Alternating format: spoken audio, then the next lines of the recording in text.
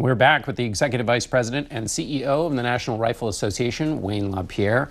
Welcome. Let me start with where we were with Donald Trump on this question of anybody who wants to purchase a gun who happens to be on one of these federal lists. Is there any space between you and Donald Trump, and what worries you about legislation on that? Let me set it in context in terms of what I think we're facing this past week. I mean, we all mourn for what happened, John. But we faced a terrorist challenge where they're on the verge of overwhelming us. What happened this past week is the president, the whole gun ban movement said, hey, don't look at terrorists. Look over here. Divert your attention. Take your eyes off the problem. Because they don't want to face the embarrassment of their failure in this terrorist area, and they want to cover their butts and not talk about it. You can't save the country with politics. The politically correct policies of the White House are intruding right now in military, terrorism, law enforcement. It's all being politicized with the politically correct White House nose and fingers in areas they don't belong. And let's start with a terrorist watch list. We'll address some of those claims in a minute, but just quickly on this question of you and Donald Trump. You're in the same place on this issue? You know, Donald Trump's, as far as I know, he wants to attack criminals, he wants to protect the law-abiding, and he wants to attack ISIS and get the bad guys, and that's where we are. If a person's on a watch list, whether a no-fly or terror watch list, what should the policy be? You know, let me talk about the watch list. I have never seen so much misinformation and poorly researched stories the last week as we've seen. What happens on the watch list? People forget law enforcement set it up. They set it up exactly the way they wanted it, federal law enforcement. NRA didn't take the guy's name off the list. The federal government did. FBI did, largely because of some of these politically correct policies that I think I've been talking about earlier. Here's what would have happened if they left him on the list. People don't understand this. There would have been a ping going to the federal government. They would have talked to the guy but actually put his name on the list. There would have been a 3-day delay. During that delay, if the government wanted to stop it, they could go to court. They could stop it. What law enforcement wants to do 90% of the time, 99% of the time, is let it go through. They want to watch it. They want to build a case. They want to build patterns. FBI Director Comey said that he didn't want an outright ban because that would blow a lot of their criminal investigations. But you also don't want terrorists with guns in their hands, right? Nobody wants terrorists with guns. So what's the accommodation we can find here? The accommodation is the Cornyn bill, which does exactly what law enforcement set up. It codifies the whole thing. If somebody's on the list, tries to buy a gun, there's a delay. Law enforcement immediately gets on it. If they want to stop it, they go to a judge. They've got oversight. They have to do it right away because the minute you do a delay, you're tipping off the bad guy. And it provides due process for the good people, and it gives law enforcement the ability where they can conduct these investigations and it won't blow what they're doing. Let me get back to your original point, which is in the reaction to this.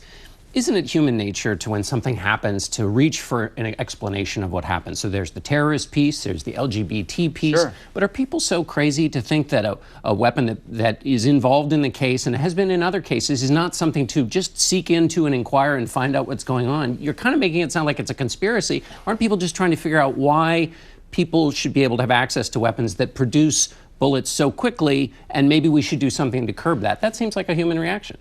John, I think we need to look right in the face of what these people are that we're facing. They don't care about the law. Laws didn't stop them in Boston. Laws didn't stop them in San Bernardino, where you had every type of gun control law you could have.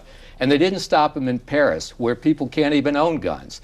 They had fully automatic guns, they had ICDs, they had explosives. I mean, these bad guys we're facing, they don't say, oh gosh, they passed a law. Oh gosh, I don't think I can do it. It's like what we're doing with this debate on the Hill right now, it's like they're trying to stop a freight train with a piece of Kleenex. Wouldn't a pause or a waiting period or extra scrutiny or something maybe create one more filter that might have caught a guy like Mateen? It goes the argument.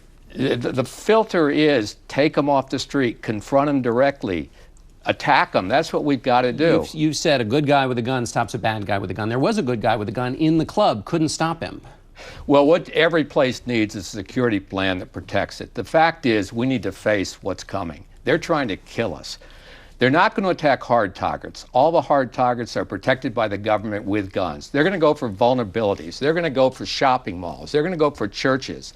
The fact is, we need vigilance, we need preparedness, we need a full court press on personal protection. We need to be able to protect ourselves. Donald Trump has suggested concealed carry in a nightclub where people are drinking. I don't think you should have firearms where people are drinking, but I'll tell you this, every American needs to start having a security plan. We need to be able to protect ourselves because they're coming. And they're going to go for vulnerable spots, and this country needs to realize it. What does that mean, a security plan? Should everybody get an automatic or a semi-automatic, or should we lift the limits against automatic weapons? I think that we're talking about the fact law-abiding people need to be able to own firearms to protect themselves. I think we need national carry reciprocity.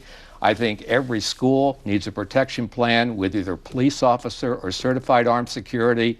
When we need to look at all our vulnerabilities, and we need to hard them because they're coming and they're going to try to kill us, and we need to be prepared. And this president, by diverting the attention to gun control movement, that's not going to solve the problem. They could care less. Do you think, Donald Trump mentioned somebody going in buying all sorts of ammunition. Should the amount of ammunition somebody buys get them extra scrutiny? Again, you're going to an area that doesn't matter. It doesn't make a difference. Well, but he's running for the nomination, and you've endorsed him, so that's not the issue. I mean, if we want to save lives, let's look at Chicago, okay? You got every federal gun law in the books right now. Drug dealer with a gun, 10 to 20 years. Criminal gang member with a gun, 10 to 20 years. Felon with a gun, 5 to 10 years. This federal government, that Attorney General Janet Lynch, they're not enforcing any of the federal gun laws. They're letting it happen night after night after night, and they're being given cover by the elite media like the New York Times that writes a 5-page story and has one little paragraph. We're going to have to end it there, Mr. LaPierre. I'm sorry. Let's get the bad guys off the street, attack the terrorists, and leave the good guys alone. All right, we'll be right back. Thanks, John.